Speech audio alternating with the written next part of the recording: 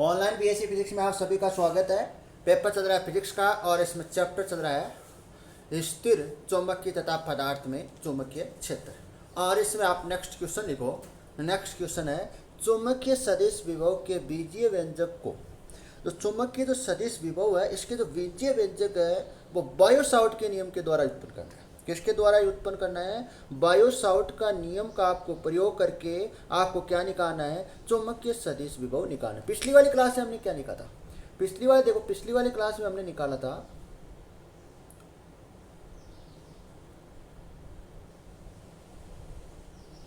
चुंबकीय सदिश विभव की अवधारणा का उपयोग करते हुए बायो-सावर्ट के नियम को हमने क्या किया? उत्पन्न किया। अब इसके जस्ट विपरीत कर रहे हैं। इसके क्या कर रहे हैं? जस्ट विपरीत कर रहे हैं। तो देखो सॉल्यूशन लगाओ। सॉल्यूशन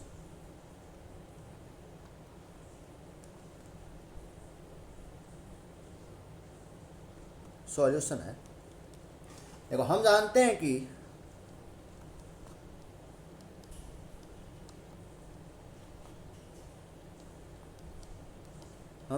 हैं कि बायो-सावर्ट नियम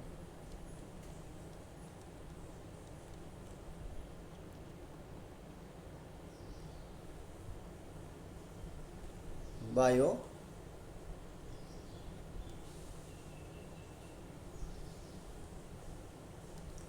सावर्ट नियम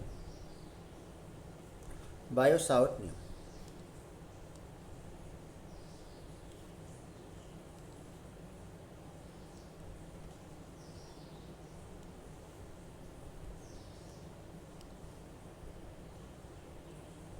बायो-सावर्ट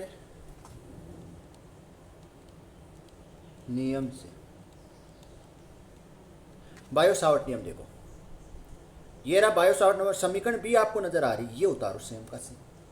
तो देखो बी वेक्टर बराबर mu naught I D L. B vector बराबर mu naught I upon 4 pi R की पावर 3 और D L vector cross R vector. ये हमने कहाँ से उतारे? पिछली वाली क्लास में। देखो ये समीकरण नंबर 20 से 20 बी हमने लिखी है यहाँ पर। देखो बायो-सावर्ट के नियम से। तो अब यहाँ पर देखो अगर मैं इसको इस प्रकार से लिख दूँ, देखो कोई हमारे पास दो सदिश है और दो सदिश का क्रॉस इस प्रकार से है और इसको मैं क्या लिख दूँ? इस प्रकार से लिख दूँ। दो सदिश इस प्रकार से हैं और दो सदिशों का क्रॉस हो रहा है इस प्रकार से। अगर मैं इसको इस प्रकार से लिख दूँ, देखो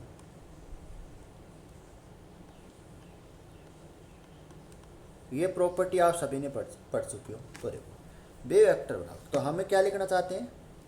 D L vector cross R vector लिखना चाहते हैं। तो minus R vector cross D L vector लिख देंगे। बोलो यहाँ तक आपको किसी प्रकार की दिक्कत नहीं होनी चाहिए। तो देखो बी वेक्टर बराबर mu naught I upon 4 pi R की पावर 3 कोष्टक minus R vector cross D L vector. आगे देखो आर क्यूब को मैं अंदर लेके जा रहा हूँ। तो देखो डी वेक्टर बराबर mu naught I upon 4 pi minus R vector upon R की power 3 cross D L vector. देखो हम जानते हैं कि हम जानते हैं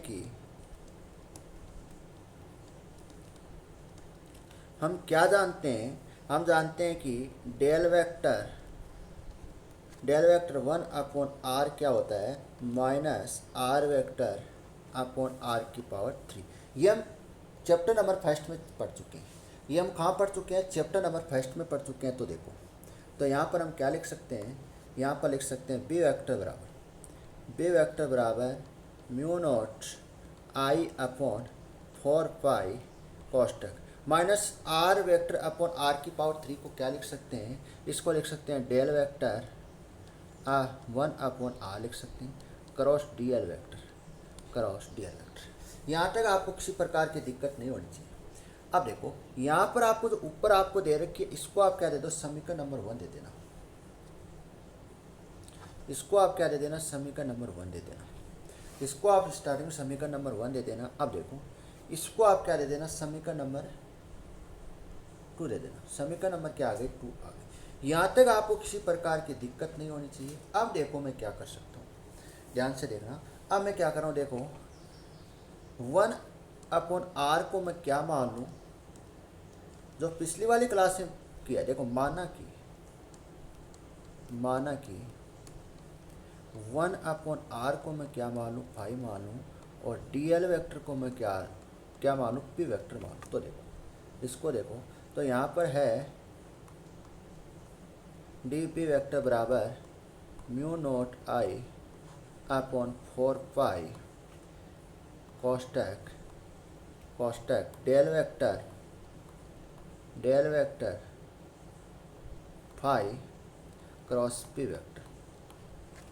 इसको आप समीकरण नंबर क्या दे देना, 3 दे देना। देखो del vector phi cross P vector, इसको मैं क्या लिख सकता हूँ, इसको मैं लिख सकता हूँ, ध्यान से देखना, इसको मैं लिख सकता हूँ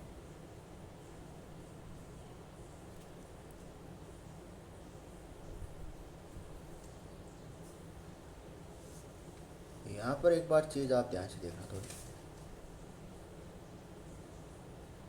del vector phi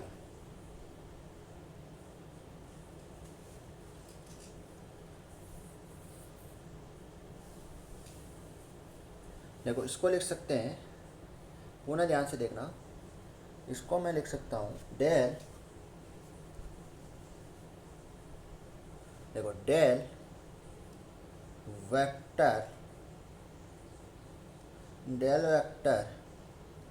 phi cross P vector plus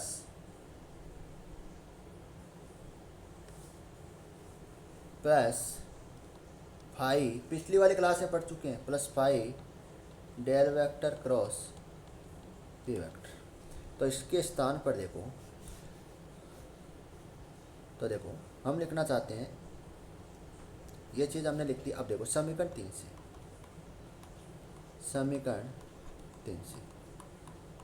ये आप डायरेक्ट लिख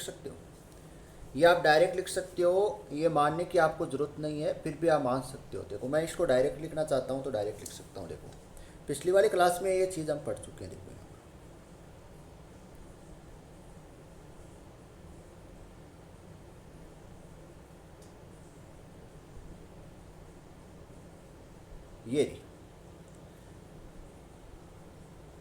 ये चीज़ पुनः आ गई, ये चीज़ मैंने लिखी है। देखो आपको ये नज़र आ रही है, देखो यहाँ पर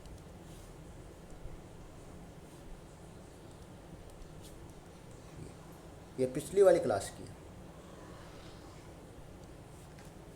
तो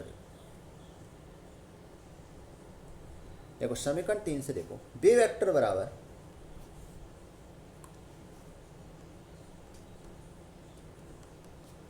म्यू नॉट आई 4 पाई, लिखो अंदर del vector phi cross P vector plus phi कॉस्टेक del vector cross P vector. यहाँ तक आपको किसी प्रकार की दिक्कत नहीं होनी चाहिए। अब रख दो मान, फाई बराबर क्या था, 1/r, और पी वेक्टर क्या माना था, डेल वेक्टर माना था। तो रखो मान रखो। तो देखो बी वेक्टर बराबर mu naught I upon 4 pi कॉस्टेक del vector 1/r cross del vector cross 1/r cross DL vector plus pi के स्थान पर 1/r कॉस्टेक del vector cross DL vector. अब देखो हम जानते हैं कि पिछली को क्लास में पढ़ा है हमने, हम जानते हैं कि डीएल वेक्टर निर्देशांक निर्देशांक एक्स वाई जेड पर निर्भर नहीं करता है।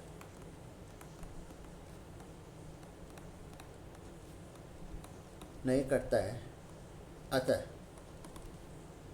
Del vector cross D L vector बराबर 0 आ जाएगा। ये 0 क्यों आता है? देखो यहाँ पर देखो डेल वेक्टर का मान क्या होता है, देखो I cap del upon del vector. देखो डेल वेक्टर का मान होता है I cap del upon del X plus J cap del upon del Y plus K cap del upon del Z. इससे किससे गुणा हो रहा है? डेल वेक्टर से गुणा हो रहा है, मतलब ये अंदर जाके गुणा होगा। अंदर जाके गुणा होगा तो डीएल जो वेक्टर है ये नहीं तो एक्स पर निर्भर कर रहा है और नहीं वाई पर निर्भर कर रहा है और नहीं जेड पर निर्भर कर रहा है। तो इसका जो अवकलन होगा वो क्या हो जाएगा? शून्य हो जाएगा।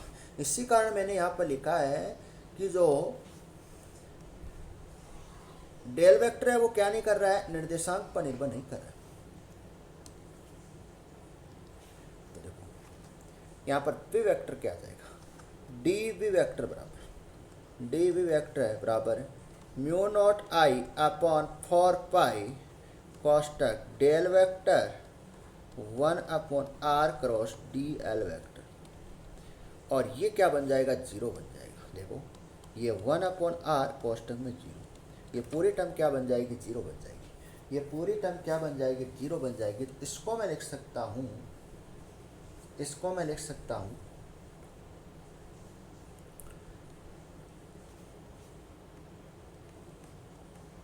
डी पी वेक्टर बराबर mu naught I upon 4 pi del vector 1 upon R cross D L vector.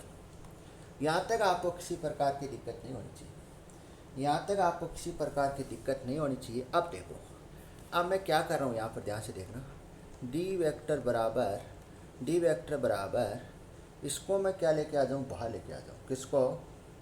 देखो डेल वेक्टर क्रॉस, इसको मैं बाहर लेकर चला जाऊँ और अंदर मैं लेके चला जाऊँ म्यू नॉट आई अपॉन 4 पाई और ये आर है वो मैं यहाँ पर लिख दूँ और डी एल वेक्टर। देखो यहाँ पर देखो क्या आ रहा है?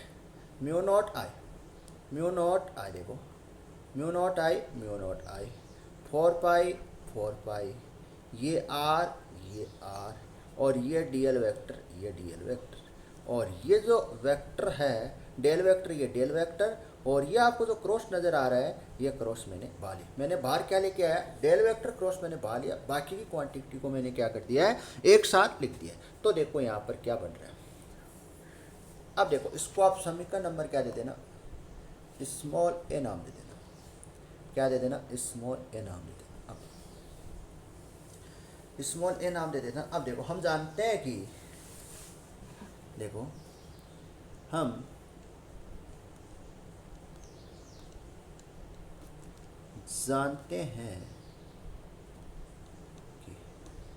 हम जानते हैं कि देखो del vector cross A vector बराबर क्या होता है?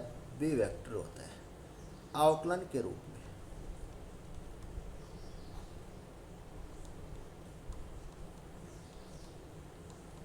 किसके रूप में लिखना चाहते हैं? अवकलन के रूप में लिखना चाहते हैं इसको। तो लिखो अवकलन के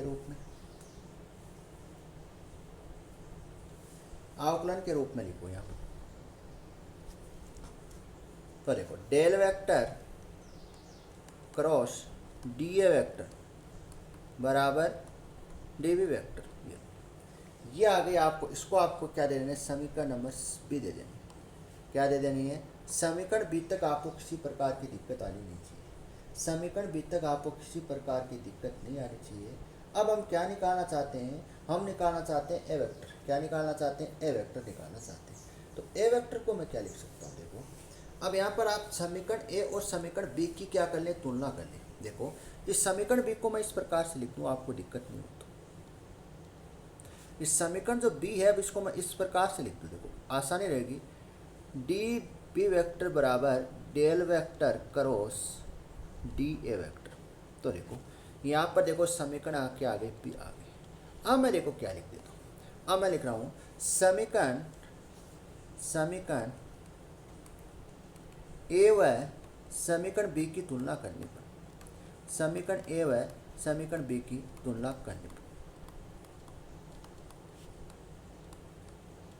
करो समीकरण ए और समीकरण बी की तुलना। तो देखो देखो यहाँ पर देखो समीकरण ए में देखो, समीकरण ए में यहाँ पर देखो क्या आ रहा है, एलएचएस में देखो बी वेक्टर आ रहा है और यहाँ पर ही क्या आ रहा है, बी वेक्टर आ रहा है। तो देखो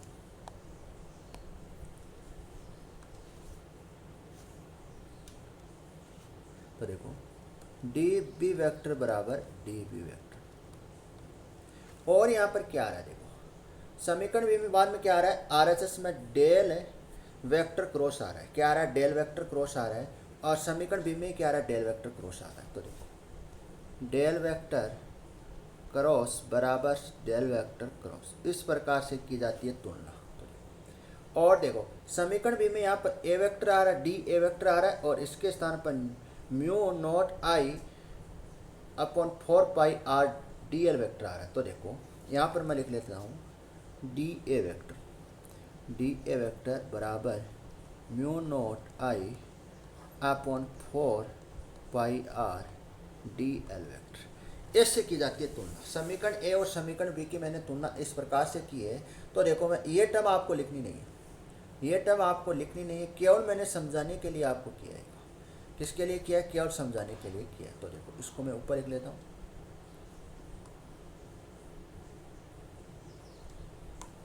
अब देखो यहाँ तक आपको किसी प्रकार की दिक्कत नहीं आनी चाहिए। तो देखो यहाँ से अब देखो, अब आप ध्यान से देखना, अब मैं इस समीकरण में कुछ परिवर्तन कर दूँ, वो इस प्रकार से कर दूँ। देखो डी ए वेक्टर, इस समीकरण में मैं कुछ परिवर्तन कर रहा हूँ। देखो डी ए वेक्टर बराबर mu naught I upon 4 pi R, इसमें ऊपर नीचे क्या कर दूँ, ए से गुणा कर दूँ। ऊपर नीचे ए से गुणा करने पर समीकरण में क्या नहीं होगा, किसी प्रकार का परिवर्तन नहीं होगा। तो यहाँ पर देखो, यहाँ पर मैं लिख सकता हूँ, यहाँ पर देखो मैं लिख सकता हूँ डे, यहाँ पर देखो अल्पांश आयतन बराबर क्या होता है, ये डी सॉरी ए वेक्टर, यहाँ पर वेक्टर आप लगा सकते हो, यहाँ पर वेक्टर के फॉर्म में लिख लो आप, ए वेक्टर अपॉन ए वेक्टर। देखो डी अल्पांश में मैं क्या लिख सकता हूँ, अल्पांश आयतन को क्या लिख सकता हूँ, D A vector dot D L vector, ये लिख सकता हूँ। और मैं क्या लिख सकता हूँ, जे वेक्टर को मैं क्या लिख सकता हूँ, जे वेक्टर होता है आई अपॉन ए वेक्टर होता है, क्या होता है, आई अपॉन ए वेक्टर। तो देखो ये दोनों मान आप समीकरण पुट करो तो देखो ए वेक्टर बराबर डी ए वेक्टर बराबर म्यू नॉट अपॉन देखो 4 पाई इसको मैं लिख दूँ आई अपॉन ए वेक्टर, और ये हो जाएगा D A vector dot D L vector. यहाँ तक आपको किसी प्रकार की दिक्कत नहीं होनी चाहिए। तो देखो डी ए वेक्टर बराबर mu naught upon 4 pi R, इसको मैं लिख सकता हूँ जे वेक्टर, और इसको मैं लिख सकता हूँ डी वी वेक्टर। यहाँ तक आपको किसी प्रकार की दिक्कत नहीं होनी चाहिए। अब मैं क्या कर दूँ, समाकलन कर दूँ। देखो समाकलन करने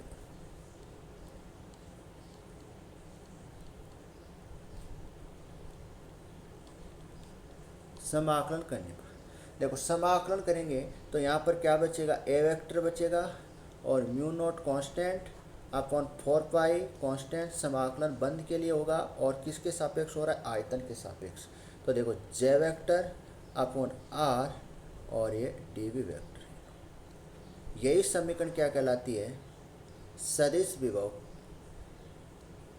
चुंबकीय सदिश विभव को व्यक्त करती है। यही समीकरण किसको व्यक्त करती है, चुंबकीय सदिश विभव को व्यक्त करती है। समीकरण नंबर जो ए आपको नजर आ रही है किसको व्यक्त करती है, चुंबकीय सदिश विभव को व्यक्त करती है। और हमने किसकी सहायता से ये गणना की है, बायो सावर्ट के नियम की सहायता से हमने गणना की है।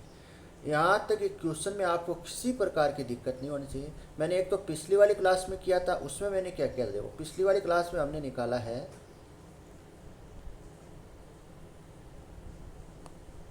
चुंबकीय सदिश विभव की अवधारणा का उपयोग करते हुए बायो सावर्ट के नियम बायो-सावर्ट के नियमों को व्युत्पन्न कीजिए। पिछली वाली क्लास में हमने बायो-सावर्ट का नियम का व्युत्पन्न किया था और किसका प्रयोग लिया था, चुंबकीय सदिश विभव का प्रयोग किया था। और आज की जो क्लास में हमने क्या किया है, आज की जो क्लास में हमने किया चुंबकीय सदिश विभव का बीजीय व्यंजक ज्ञात करना हमें, और इसका हमें प्रयोग किसका करना है, बायो-सावर्ट के नियम का प्रयोग करते हुए चुंबकीय सदिश विभव की हमें क्या की है, गणना कि जो हमारे पास जो समीकरण ए मिली है वो क्या कहलाती है, चुंबकीय सदिश विभव की बीजीय व्यंजक कहलाता है। तो आप लिख लेना समीकरण ए,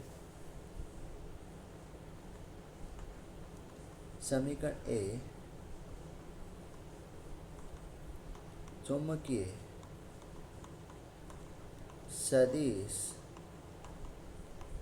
विभव का बीजीय व्यंजक कहलाता है, व्यंजक कहलाता है।